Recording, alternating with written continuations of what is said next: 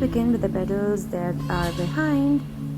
And so basically we are going to use the same shades, the same lighter shade, same darker shade, but the darker portion here is a little larger area because the petals which are in the front are going to cast a shadow on the petals which are at the lower layer, so they are looking a little more darker, or some of them are completely the darker shade.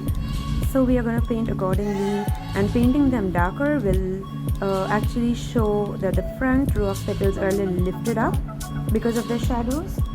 So accordingly, the same manner we are going to see and paint ahead.